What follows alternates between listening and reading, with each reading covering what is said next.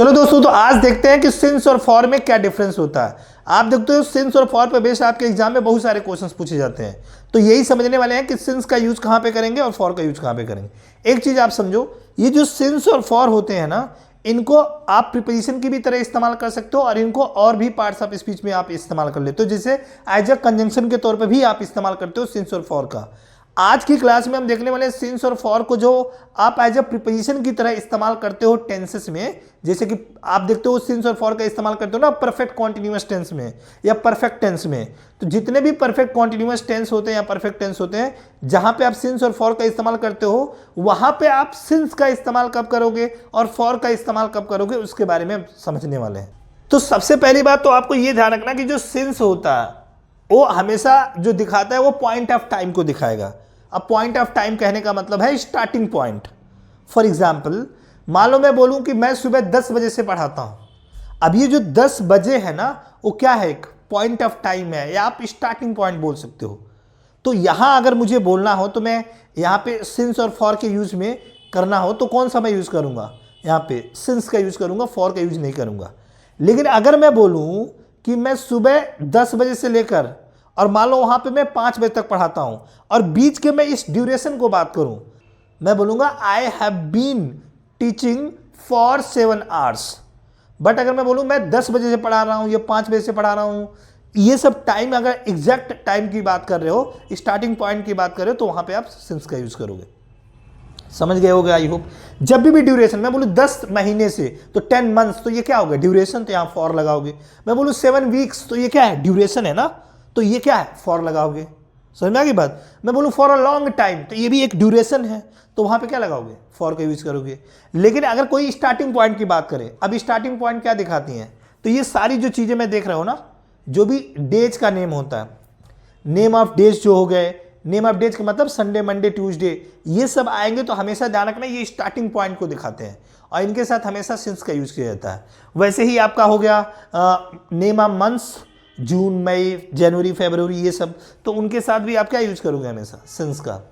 वैसे मैं बात करूं ईयर की, अब कोई भी नेम ऑफ ईयर आ जाए, मैं बोलूं 1998, 2008, 7, मान लो कोई भी और डेट, मान लो मैं बोलूं 1775, तो ये सारे क्या है, स्टार्टिंग पॉइंट को दिखाते हैं, तो यहां पे क्या यूज करोगे, सिंस का यूज करोगे। वैसे ही यहां पे देखो मॉर्निंग हो गया, आफ्टरनून हो गया, इवनिंग हो गया, यस्टरडे हो गया, ये देखो डेट का नाम हो गया कोई भी, मैं बोलूं 2 अक्टूबर, तो वहां भी क्या लगाओगे आप, सिंस का यूज करोगे। तो ये सारे हम क्या दिखा रहे हैं, स्टार्टिंग पॉइंट को दिखा रहे हैं। वैसे ही चाइल्डहुड हो गया और कोई टाइम आप एग्जैक्ट दिखा रहे हो, तो वो सब ध्यान पे रखना, वहां पे सिंस का यूज करते हैं। क्यों, क्योंकि ये सारी स्टार्टिंग पॉइंट या पॉइंट ऑफ टाइम को डिनोट करते हैं, राइट। और दूसरी चीज आपको ध्यान रखना, इनको perfect continuous tense along with आप परफेक्ट टेंस में भी आप इनको लगा सकते हो। अब यहां परफेक्ट कॉन्टिन्यूअस टेंस कहने का मतलब होगा जितने भी होते हैं परफेक्ट कॉन्टिन्यूअस, 3 होते हैं ना, present perfect continuous, past perfect continuous और फ्यूचर परफेक्ट कॉन्टिन्यूअस। वैसे ही आप परफेक्ट में भी लगा सकते हो, present perfect tense, past perfect tense और फ्यूचर परफेक्ट टेंस, इन सब में यूज कर सकते हो आप, ठीक है। अब बात करते हैं फॉर का। फॉर का बताया था ना अपने पीरियड ऑफ टाइम के लिए, जैसे ये सारी चीजें देखो, मैं बोलूं कि मैं सुबह 10 बजे से लेकर 5 बजे तक पढ़ाता हूं, तो कितने घंटे में पढ़ा रहा हूं, 7 घंटे पढ़ा रहा हूं ना, तो इस 7 घंटे को डिनोट करने के लिए मैं क्या बोलूंगा, I have been teaching for 7 hours. तो यहां आपको क्या दिखा रहा है, पीरियड ऑफ टाइम दिखाना है ना, तो इसीलिए आप क्या यूज करोगे, फॉर का यूज करोगे, राइट।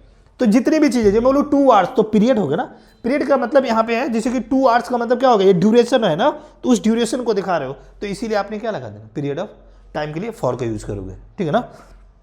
वैसे मैं बोलूं 10 सेकेंड्स, राइट, तो वहां पे 10 सेकेंड्स क्या है, पीरियड है, ठीक है, तो इसको ध्यान रखना।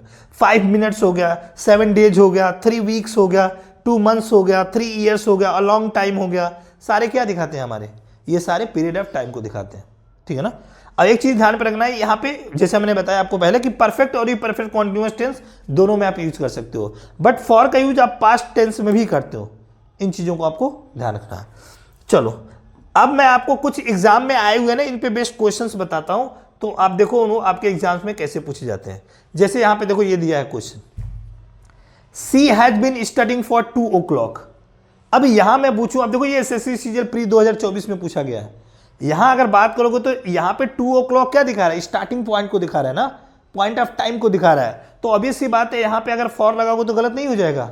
तो बताओ इन ऑप्शन में से कौन सा आंसर सही होगा, तो दूसरा हमारा सही होगा, ठीक है ना।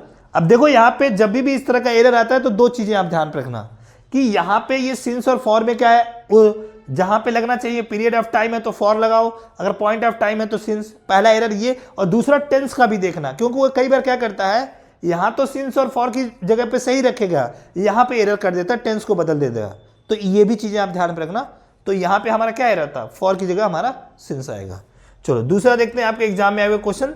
देखो ये देखो क्या दे रखा है, he has been playing cricket. अब यहाँ पे ये सिंस और फॉर दोनों नहीं है, सिंस नहीं लगा यहाँ पे। यहाँ पे ध्यान रखो फॉर चाइल्डहुड लिखा है और टाइपिंग एरर हो गया, तो आप ध्यान रखो ये फॉर नहीं यूज होगा, क्या यूज करोगे, सिंस का यूज करोगे। आप बोलोगे he has been playing cricket since childhood, ये फॉर का यूज नहीं करेंगे। ठीक है, चलो आगे देखते हैं नेक्स्ट वन। अब मैं इसकी बात करता हूं, क्या लिखा है, शिवमणि। देखो अभी सीजीएल प्री 2024 में पूछा गया, Shivamani is working as an electrician for the past 22 years. अब देखो यहाँ पे देखो फॉर द पास्ट 22 ईयर्स, ये क्या दिखा रहा है, पीरियड को दिखा रहा है ना। अब यहाँ पे पीरियड ऑफ टाइम हो गया। अब लेकिन अगर बात करूं, ये तो सही है हमारा फॉर, लेकिन एरर यहाँ पे हमारे इसमें हो गया, ये जो लिखा है ना इज वर्किंग, ये गलत हो गया यहाँ पे। आप क्योंकि मैंने आपको बताया ना कि जब भी सिंस और फॉर को आप यूज करते हो एज अ प्रीपोजिशन, तो हमेशा किस टेंस में लगते हो, परफेक्ट कॉन्टिन्यूअस टेंस में आप रखते हो या परफेक्ट टेंस में रखते हो। तो यहाँ पे आप इज वर्किंग बोलोगे तो गलत हो जाएगा, क्या बोलोगे, हैज बीन वर्किंग। तो ये हमारा दूसरा वाला सही होगा। आई होप आपको समझ में आ गया होगा कि सिंस और फॉर को जब हम एज अ प्रीपोजिशन के तौर पर इस्तेमाल करते हैं तो हम कहाँ इसका इस्तेमाल करते हैं।